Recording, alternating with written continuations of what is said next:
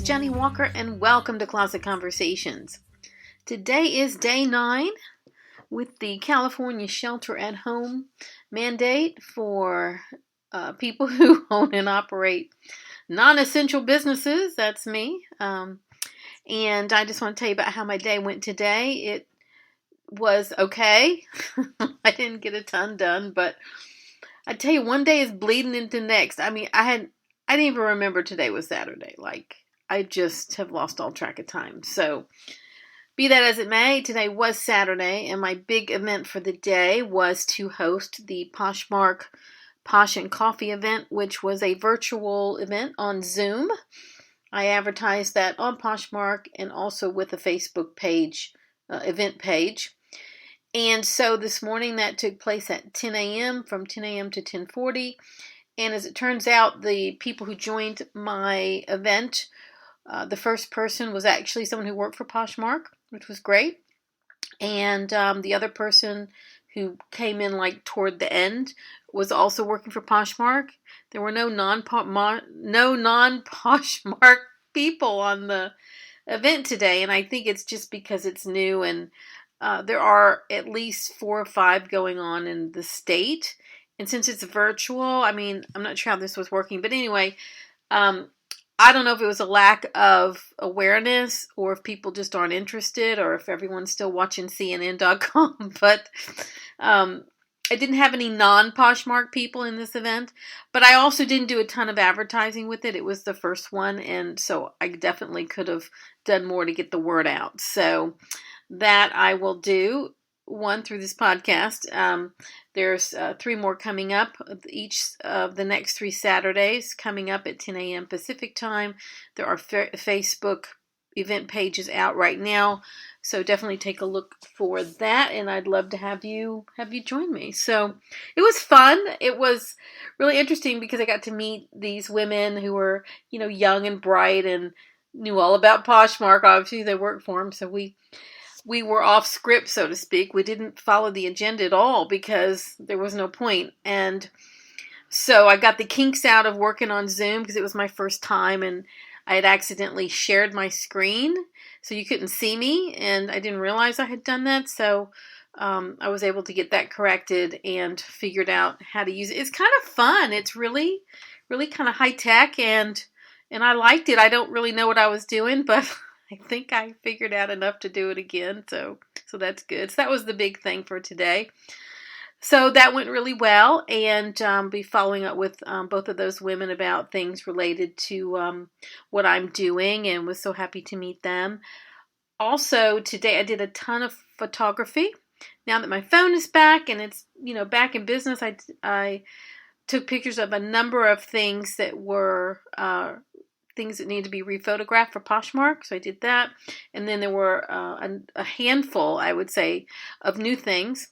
Got that done today. I'm now up to 1,170 active listings on my Poshmark page. And my goal is to get it to 2,000 by the time I'm done with my shelter at home. And trust me, I've got another 830 things sitting in my apartment, so that's not a problem. But my goal is to finish that project now that I'm home, the one I've been putting off, which is to rephotograph everything that needs it and to get everything listed. And then after that, of course, is pushing information and listings over to eBay and otherwise getting all that done as well, but one piece at a time. So I felt really cooped up today, and I did get a chance to leave just for a moment. We did have a Poshmark sale for the consignment shop today, so I went into the store and wrapped that up, and I dropped that to the post office. So that was it. I drove to the post office, and I drove through the Chick-fil-A, and so it was my first going through a fast food lane where you can't walk up or anything else, and I got that, and I just needed some fast food. I'm tired of cooking for myself. So I did that just to try to feel normal, feel like back to my old self, and it actually tasted pretty good because I hadn't had it in so long, so that was good. And then I came straight home. I didn't go anywhere. I didn't do anything. I didn't go to the grocery store. And what's interesting is actually Okay, this is interesting. So when I was in this panic mode of buying the food for staying at home, I didn't have a lot of choices because the shelves were empty. So I bought a lot of what I call real emergency food, like things I don't actually like or enjoy or want to eat, but that I would eat under duress. And so I'm eating a lot of things that I don't prefer just because it's here.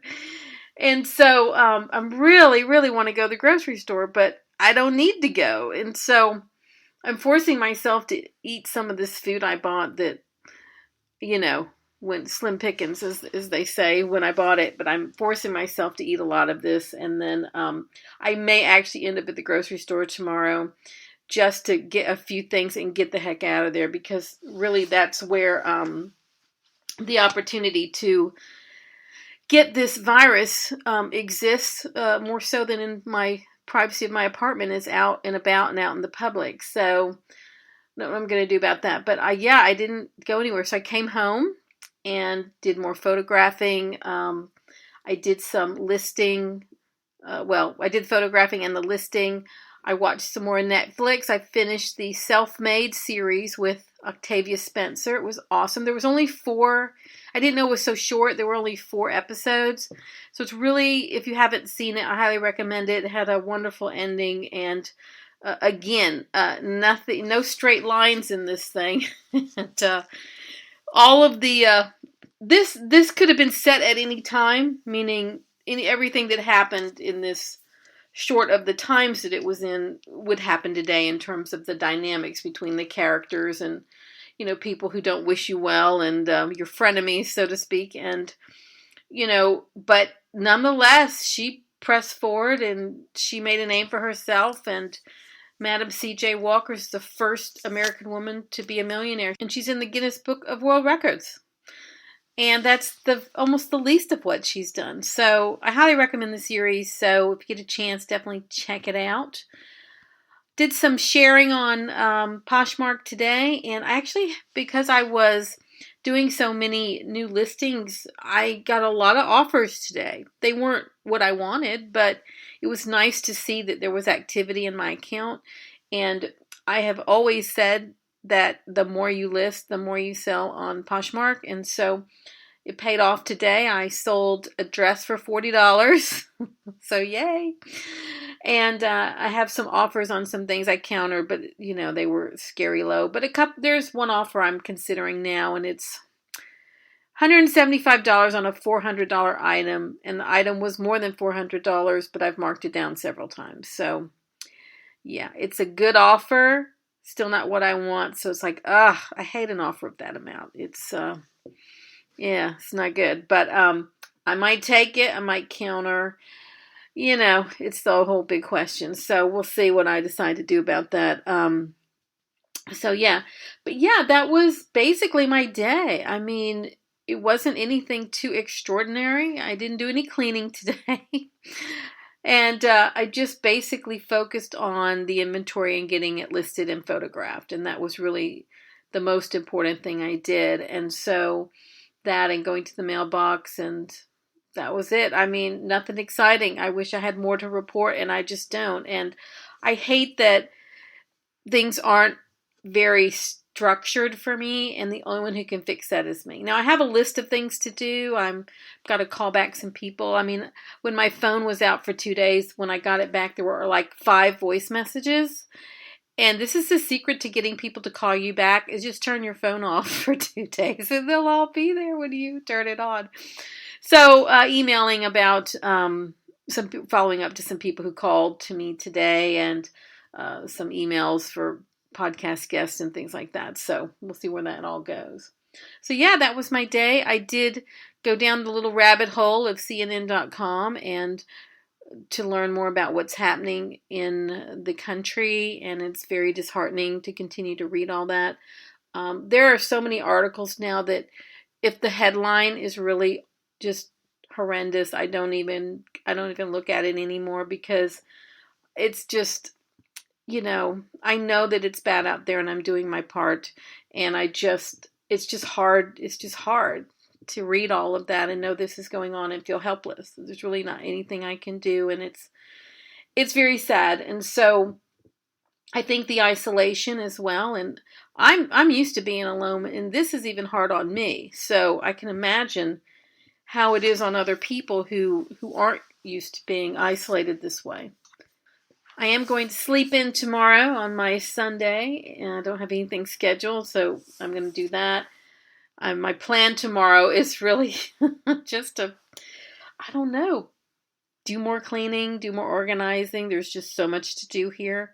What I'd love to do is just sell a whole bunch of merchandise. That would really help. So we'll see if I get some more offers on some stuff I can say yes to, so I can just keep moving it out. So, but yeah, my sales this week have not been very high, but they are moving a little bit more now, which is good.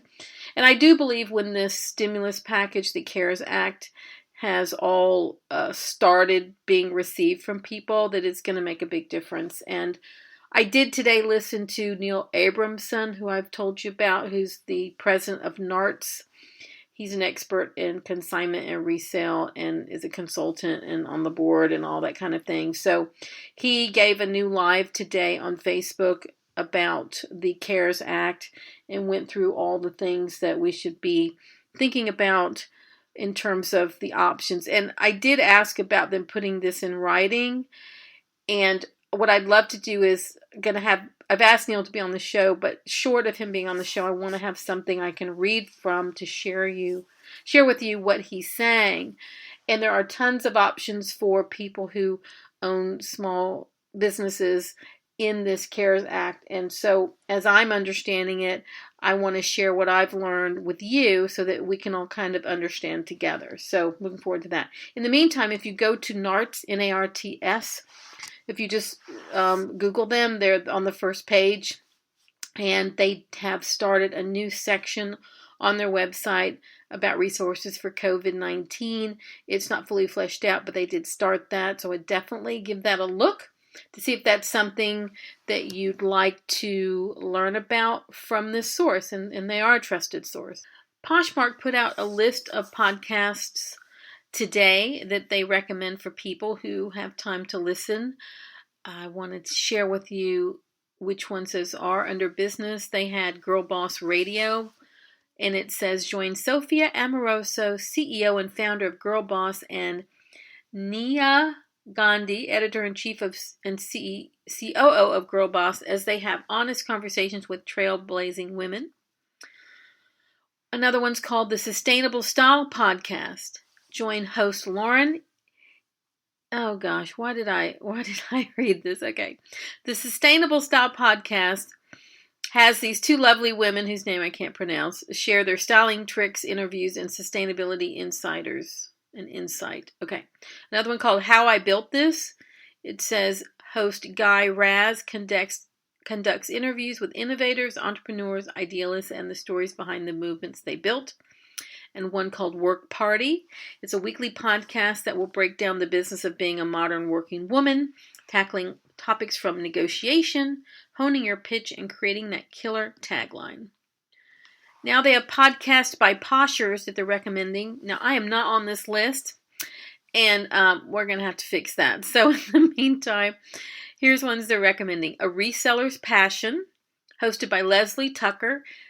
This is a podcast for resellers to hear tips and tricks as well as insights on how others run their online businesses. One called Poshing Together. It says each week hear about Christina Juen's reselling journey on Poshmark. One called Thrifter's Villa. It says join Daniela and Lori as they discuss online reselling, entrepreneurship, lifestyle, and more. And one called Flipped the Script, a podcast for resellers by resellers. There are some on society and culture. They recommend Naked with Kat Sadler. One called The Good Life with Steve and Sazin. The Morning Toast, Unlocking Us with Brene Brown, and Hidden Brain. Under comedy, they recommend Armchair Expert with Dax Shepard, Office Ladies, The Tripod, Mediocre Millennial Advice, and Good for You. And under True Crime, they recommend Crime Junkies, Finding Cleo, My Favorite Murder, and The Dropout. So that was their list to recommend to people, which is a great list because some of these I've seen but I haven't listened to. I love the whole Sophia Amorosa story and that of Nasty Gal and her new Girl Boss Radio. That is, I keep saying I'm going to do a whole podcast about that, but she is to be admired what all she did with that company, even though things didn't turn out as planned. But now she's got something even better going on, so that's great. So yeah, so definitely check out those podcasts. Since you're listening, if you're listening to mine, you probably listen to others, so definitely check those out. So that's it today, just short and sweet. We'll see what tomorrow brings. Hopefully something wonderful I'll have to report. In the meantime, stay safe, shelter, stay optimistic. Keep focused on the work at hand. Be focused on a project, a specific goal, something to get your mind on, something that's looking forward and kind of can distract you from what's going on. And I think that's a good thing. Thank you for joining me. I look forward to having you with me on a future episode. If you like the song at the beginning, it's called Black Hat. It's written and recorded by Jennie Walker and Tommy Farragher. It's part of the album Night Flight to London, and it's available on iTunes worldwide now.